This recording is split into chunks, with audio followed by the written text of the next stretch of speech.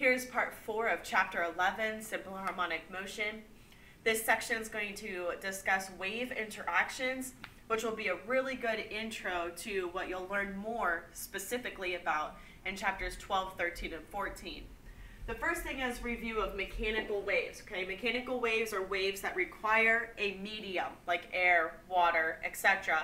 in order for those waves to travel through. Mechanical waves are not considered matter. Mechanical waves move through the matter. They are not the matter.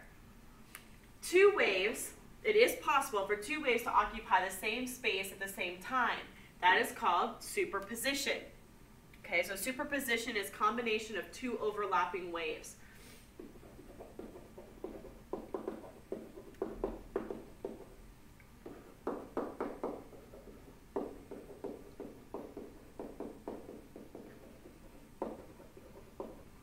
You can see this happening here. Here's where one wave started, and here's where the second wave started. So this wave starts to have waves that are moving out in this direction. And this wave has waves that are simultaneously, now that is if the two were dropped at the same time, in this direction. And you can see that they over-arc with each other. An instance that areas where they are both occurring is going to be seen here. So that's like your constructive interference. And then the areas where they are white is the destructive interference. Okay, so you have areas of way overlapping and areas of moving apart, nodes and antinodes in other words. This picture over here is showing you the same exact thing, so I'm not going to go in depth about this picture at this point, but I would like to introduce you to the word interference because you will be hearing of that in the upcoming chapters. So interference is two waves pass through each other when they meet. Two waves, oops.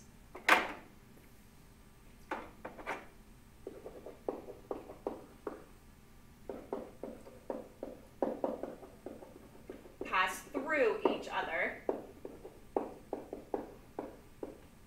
when they meet.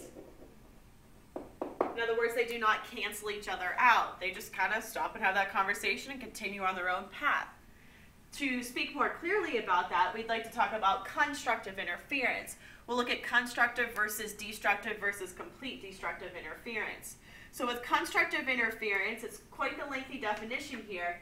You're going to look at the superposition of two or more waves in which individual displacements are on the same side of equilibrium are then added together to form a resultant wave. Okay, so I'm going to sum that up. You can get the definition directly from your book, guys, but you're going to have superposition, that means two overlapping waves, of two waves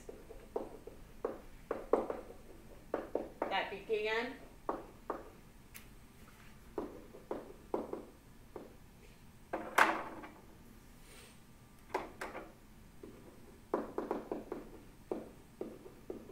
with same sign displacements, resulting in a larger resultant wave. So in other words, I started with a positive 2 and headed this way, and you started with a positive 4 and headed this way. When the two waves are going to meet, you're going to see a positive 6 from that. Actually, I apologize. Let me redraw that. A positive 2 started right here, and a positive 1 started here. So when the 2 and the 1 came together, they made a positive 3. And then after that, they continue into their original directions, as you can see this now. So one more time, let me show that into some different colors here, guys. So you're going to start with your positive 2 on your side. Your partner is going to start with a positive 1 on their side. So when the 1 and the 2 meet each other, they're going to make a positive 3. So a positive 3 when they meet. Now, after they meet, though, they're going to continue onto their original paths, in which this one is now traveling still with its positive 1, and this one is still traveling in this direction, still with its positive 2. All right, so there's the breakdown of what's going on with constructive interference. And it could be that both displacements start in the same positive direction or the same negative direction. So please don't think that it's always going to be up. It could be that they both started down as your original direction, okay? It could be positive for both, or it could be negative for both. The big thing there is for both, it's doing the same thing. Okay, destructive interference. For destructive interference, we're going to look once again at superposition of two or more waves in which individual displacements are on opposite sides of equilibrium, thus added together for a smaller resultant wave. So once again, superposition of two waves from opposite displacements.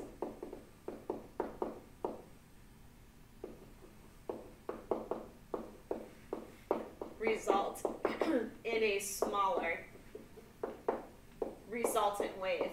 Where once again the resultant wave is the wave that is generated when the two meet each other.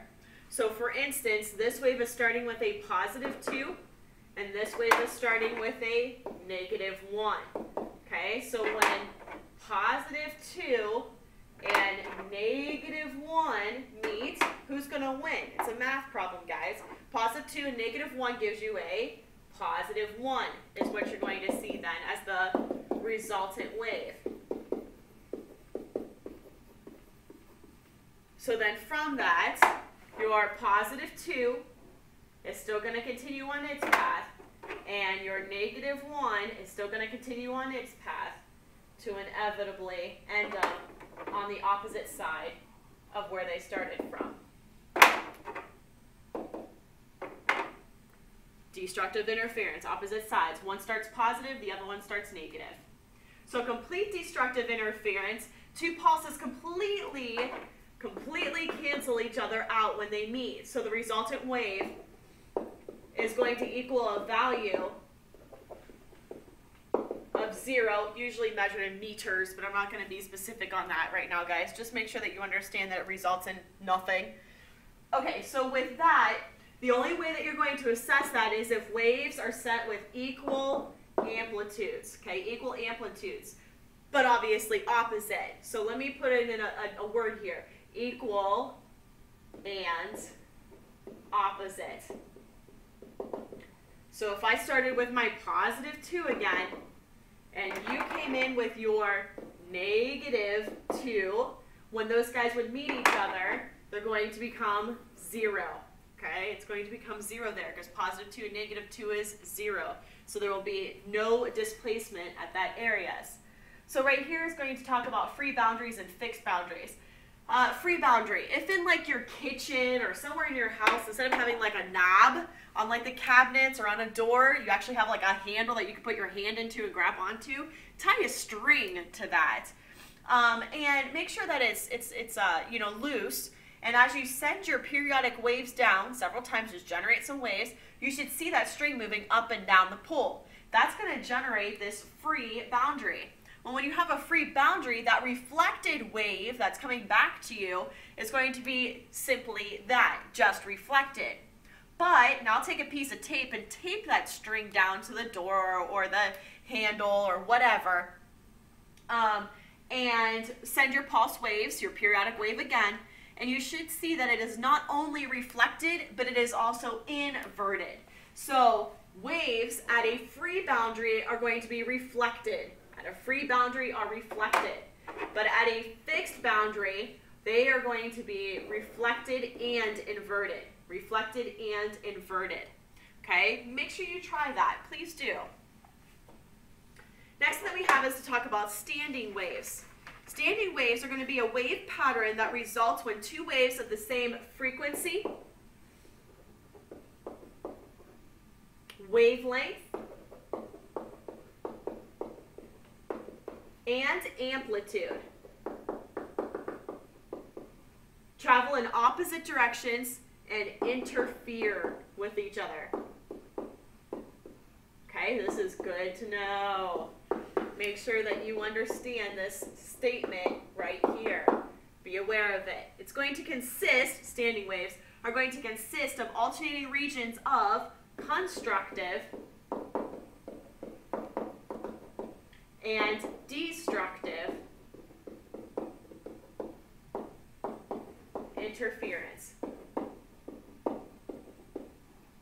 So this is what you're going to see when we run the lab tomorrow. You're going to start off with one string, okay? And then you guys are going to generate some power into that string. So then when you start that string, it's now going to go from this one face here, and then it's going to start to wiggle like this. But I have it screwed in at the top, so it's a fixed boundary.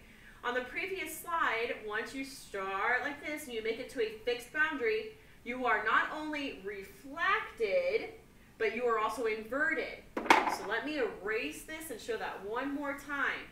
So you're going to start with this taut spring or string. When you go back into the lab, that is screwed in at the top and it's screwed in at the bottom. You're going to start wiggling it back and forth. There's a generator that'll do that for you. So you're going to send this wave in this direction. Since it's a fixed boundary, it's going to be inverted and reflected. Then it's going to repeat the process over and over and over again. Periodic motion then. You have to have periodic motion with your standing waves. So with that in mind, you're going to then generate different harmonics based on something called antinodes and something called nodes in that area. Counting the antinodes would give you the number of harmonics, which is exactly what this page is going to assess. So, nodes. Big thing here on nodes. To define it is a point of a standing wave that maintains a zero displacement. So I'm going to sum that up and say a node, N-O-D, means no displacement. You're on equilibrium. You're at the rest position. Oops. Okay, so no displacement is just like a node. That's complete destructive interference. Nodes are complete destructive interference. Whereas antinodes, and this once again, it's very simple here, antinodes are like the amplitude of a wave. So an antinode is going to be the height of a standing wave. But here is something that you have to remember in order to consider it an antinode. So all antinodes are halfway between two nodes. Okay, you have to call it a node, and the next position a node, in order to say, oh, there's an antinode. Okay, so to determine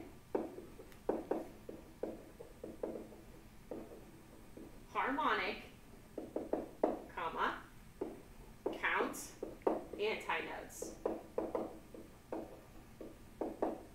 So on this one, you're going to have an antinode at this position and an antinode at this position. Are we right? Well, I don't know. Let's put them back there. For starters, you know where your nodes are. Your nodes are where there is no... Your nodes are going to be where there is no displacement. And it won't let me copy this, so I'll just write it in. You also have a node right there. Agreed? So now halfway between, here's a node and here's a node, so halfway between them are where you're going to see your antinodes. Okay? So how many antinodes do you see here? 2. So this would be an example of the second harmonic. Okay. Lastly is your harmonics. For your harmonics, you're going to count the number of antinodes, in which this is the first harmonic and this is the third harmonic. Try drawing the fifth harmonic, which we will fill in.